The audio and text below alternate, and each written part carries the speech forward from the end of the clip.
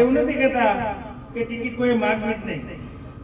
મારી કઈ બાપુજી પેઢી નથી. મારી વાત સાંભળો, મારી અમે માગવાની જ હોય તમારે.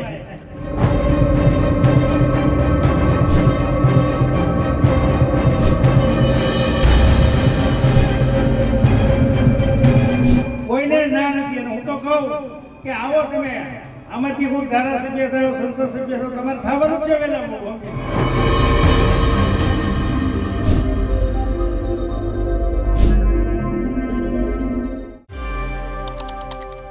એક તરફ ભાજપ લોકસભાની 26 બેઠકો જીતવા માટે કમર તો કસી રહી છે, પરંતુ તેમના સાંસદો હજી પણ લોકસભાની ટિકિટ કોને મળશે કોને નહીં મળે તેની અવઢવમાં છે અને ક્યાંક ને ક્યાંક પોતાને ટિકિટ નહીં મળેનો ડર પોતાના ભાષણ પાછળ છુપાવી રહ્યા છે.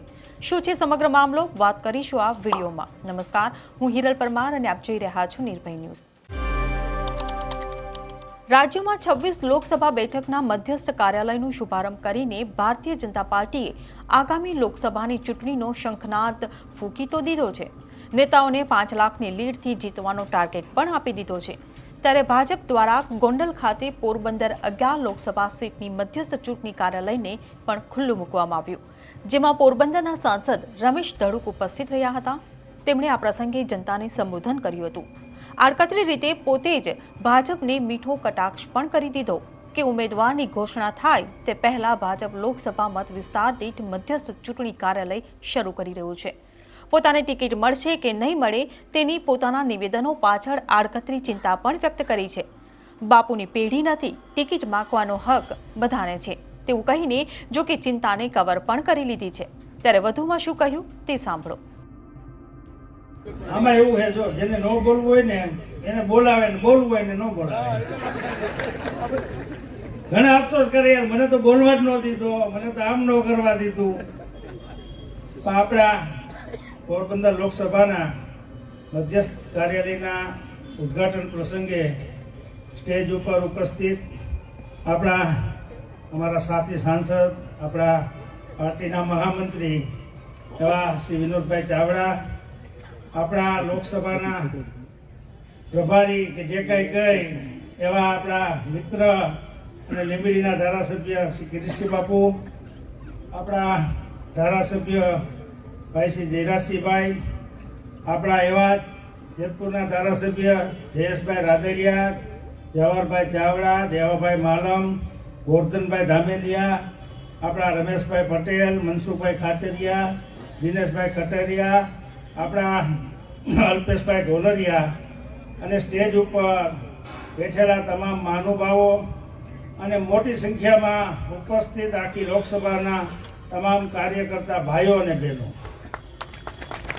અમને ખૂબ આનંદ છે કે એક અવાજ કર્યો એમાં આખું આ ભરાઈ ગયું.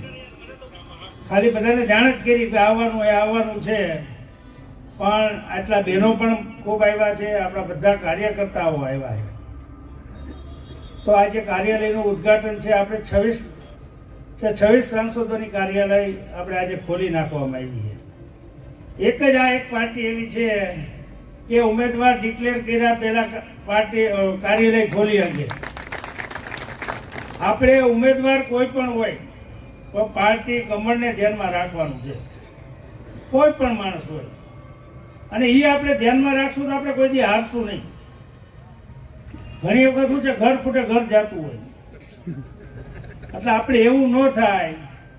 આ ટિકિટ માગવાનો હક બધાને છે એવું નથી. આ તમે બેઠા એમાં, બધા અહીંયા બેઠા એમાં, બધાને ટિકિટ માગવાનો હક છે. પણ એકવાર ટિકિટ ફાઇનલ થઈ ગઈ પછી બધાએ કામે લાગી જવું જોઈએ. તો જ આપણી સાચી પાર્ટી કહેવાય, તો જ આપણે સાચા કાર્યકર્તા કહેવાય. આપણે એવું નથી કહેતા કે ટિકિટ કોઈ માગવી જ નહીં. મારી કઈ બાપુજી પેઢી નથી. મારી વાત સાંભળો, મારી અમે માગવાની જ હોય તમારે. કોઈને ના નથી. અને હું તો કહું કે આવો તમે, આમાંથી કોઈ ધારાસભ્ય થયો, સંસદ સભ્ય થયો, તમારે થવાનું જ છે વહેલા મોડું, સમજી લો. અત્યારે અમારે કામ કરો, તમે અમારું કામ કરો, તમારે તમારું કામ નહીં કરવાનું. દાખલા તરીકે હું લડતો હોઉં ત્યારે તમે બધા મહેનત ન કરી હોય, હવે તમારામાંથી કોઈ લડત મારે મહેનત નહીં કરવાની, એવું થોડું ચાલે કે મારા બાપ ને તમારું મારું હૈયારું.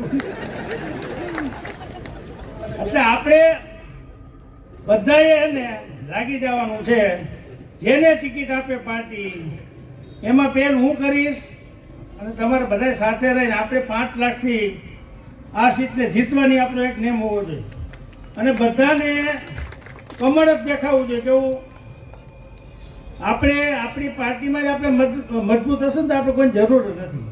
અને અત્યારે આખા દેશમાં વાતાવરણ તમે જુઓ, દેશ અને વિદેશ, ફોરેનમાં તમને કહી દઉં, લંડનમાં અમારા મેર સમાજથી બધા એવડા મોટા ત્યાં કાર્યક્રમો કર્યા છે કે આપણને થાય કે ફોરેન વયા ગયા પછી માણસ ભૂલી જતા હોય, પણ એ પણ રામને ભૂલ્યા નથી.